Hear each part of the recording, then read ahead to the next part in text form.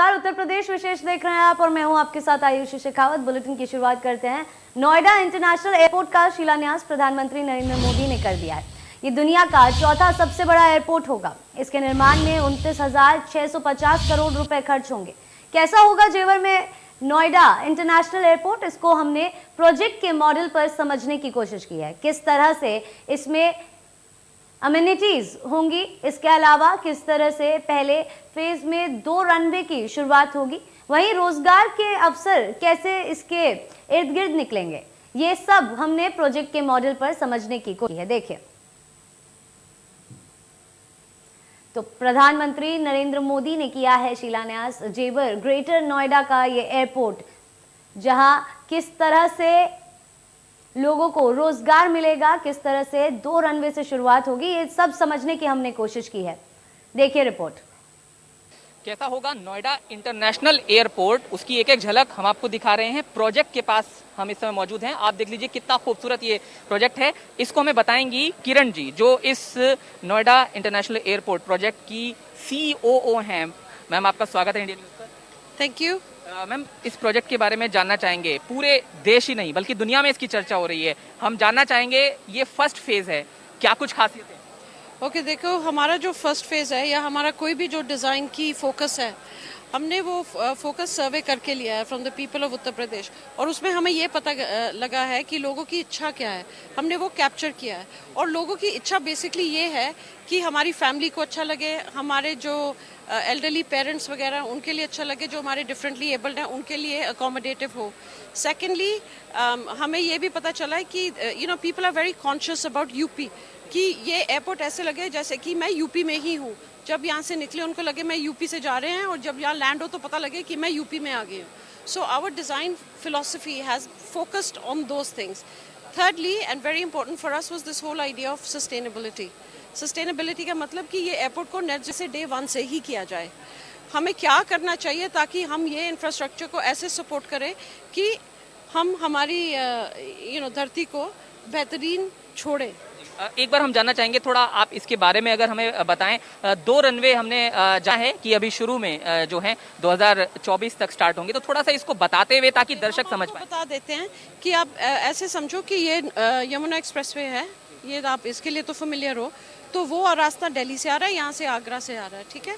सो यहाँ पे एक पूरा इसको हम clover leaf exit entry point कहते हैं। सो यहाँ पे ये इसके दरिया आप हमारे एयरपोर्ट लैंड के अंदर आएंगे।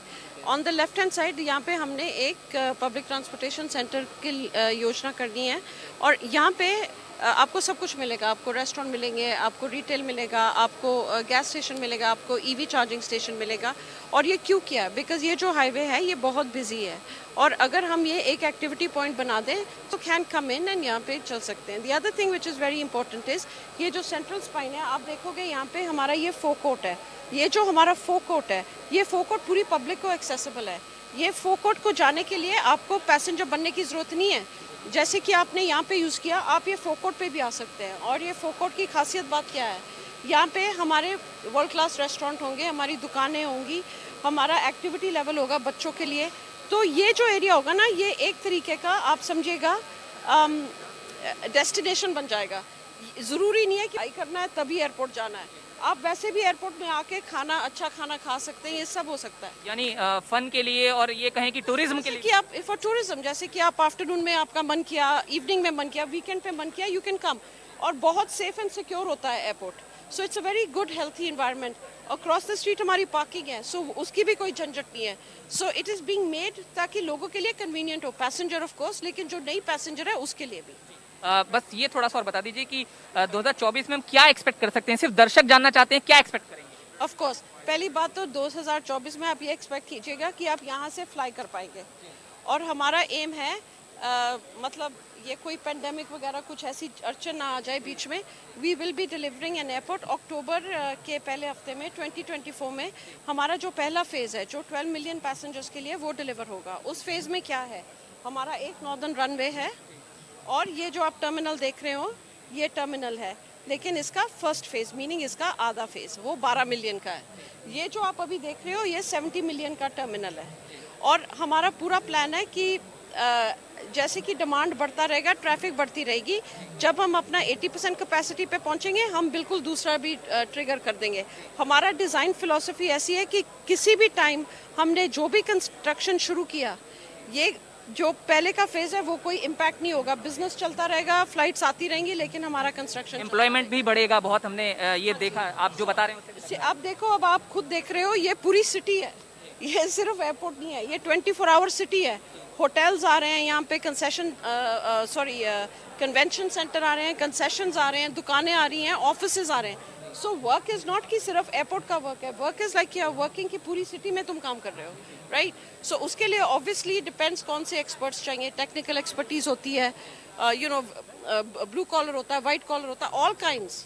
So yes, there will be plenty of opportunities. बस मैं आपसे आखिरी सवाल साथ साथ चलते चलते एक बात पूछना चाहता हूँ कि प्रधानमंत्री ने कहा आज कि जब एयरपोर्ट आता है तो परिवर्तन आता है, चारों दिशाओं में परिवर्तन आता है, तो उस पर आपकी एक प्रतिक्रिया। देखो, ये हिस्टोरिकली भी आप देख सकते हो कि जहाँ पे भी एयरपोर्ट आया है, कोई भी मोड ऑफ ट्रांसपोर्टेशन आया है, जहाँ भी कनेक्टिविटी आई है, उसके आले दुआले आपको पता है कितनी एक्टिविटी होती है, कितनी इंडस्ट्रियल एक्टिविटी होती है, इकोनॉमिक एक्टिविटी होती है।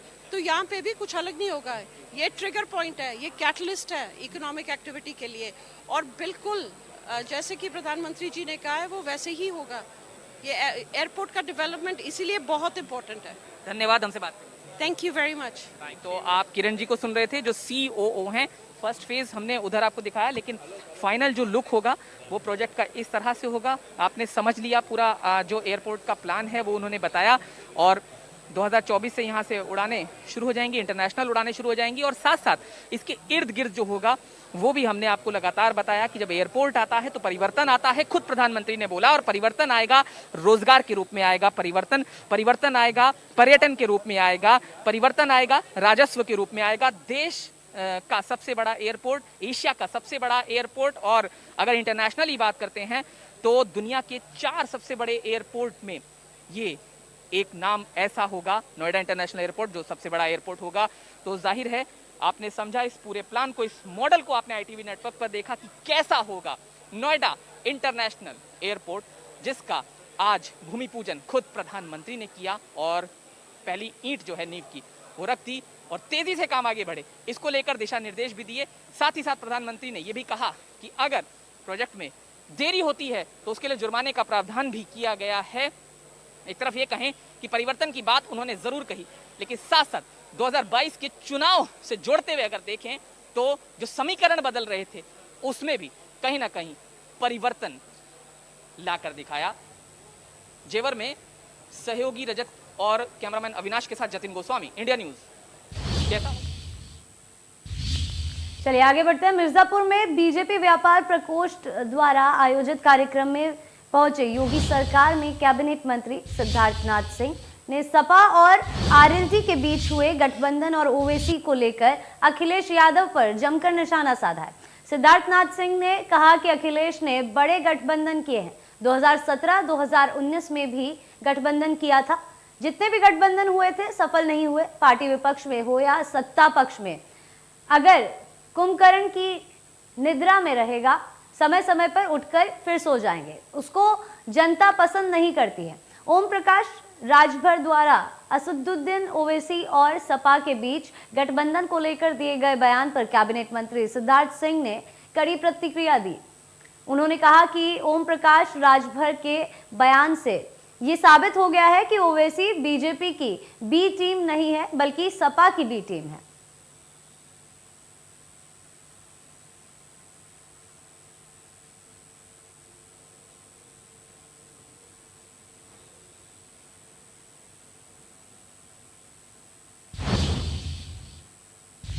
आगे बढ़ते हैं। मेरठ में 4 छात्रों ने किसी प्रोजेक्ट बनाने के बजाय लुटेरा गैंग बना दिया।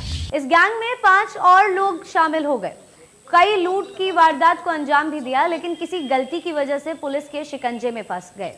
पुलिस ने गैंग के लुटेरों को गिरफ्तार कर कई घटनाओं का खुलासा कर दिया है। पुलिस ने 2 नाबालिग छात्र सहित 9 आरोपियों को गिरफ्तार किया है।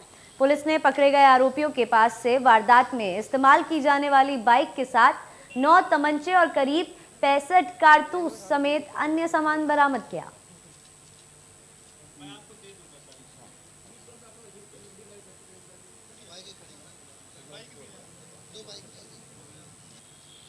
पेपर कैसे कहते हो? आगे बढ़ते हैं। प्रतापगढ़ में चुनावी माहौल में विकास योजनाओं की जमकर बारिश हुई है। पट्टी विधानसभा के नारायणपुर में कार्यक्रम में जनसैलाब उमड़ा। वहीं इस दौरान कैबिनेट मंत्री मोती सिंह ने विधानसभा की जनता को 200 करोड़ रुपए समर्पित किया।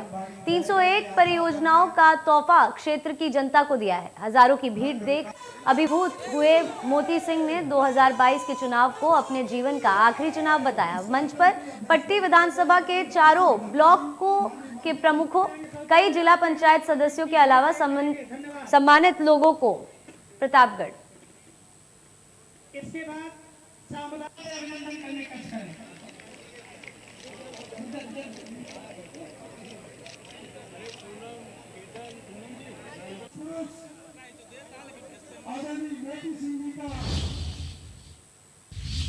आगे बढ़ते सुल्तानपुर में केंद्र और प्रदेश सरकार की नीतियों से लोगों को अवगत कराने के लिए भाजपा किसान मोर्चा की ओर शहर के पयागीपुर से ट्रैक्टर रैली निकाली गई। किसान मोर्चा के प्रदेश मंत्री सुरेश मौर्य ने रैली को हरी झंडी दिखाकर रवाना किया। ट्रैक्टर रैली पयागीपुर से चलकर मुख्यालय स्थित तिकोनिया पार्क पहुंचा। कार्यकर्ताओं को अपने संबोधन में सुरेश मौर्य ने कहा कि केंद्र और प्रदेश सरकार के नेतृत्व में किसान और नौजवान दोनों खुशहाल है। उन्होंने कहा योगी सरकार ने 86 लाख किसानों का 36,000 करोड़ का ऋण माफ किया। भाजपा सरकार ने गन्ना किसानों का 90% भुगतान किया है। ग्रामीण इलाकों में 18 से 20 घंटे बिजली मिल रही है।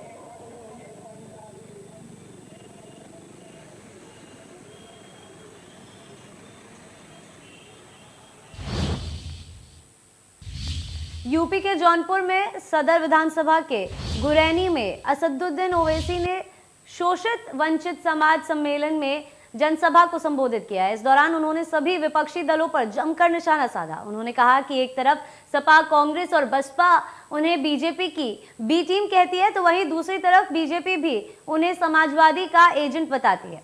उन्होंने कहा कि योगी आदित्यनाथ और अखिलेश यादव एक जगह बैठकर ये तय कर ले कि ओवैसी किसकी बी टीम है। ओवैसी ने कहा कि डबल इंजन की सरकार महंगाई कम करने में नाकाम रही है।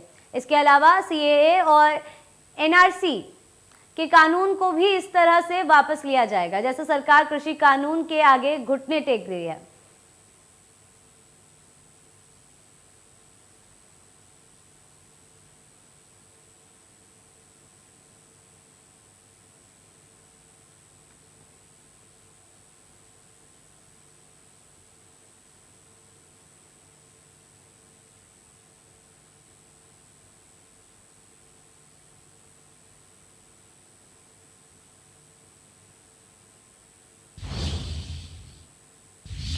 और इसी खबर के साथ फिलहाल के लिए बुलेटिन में इतना ही। आप बने रहे इंडिया न्यूज के साथ।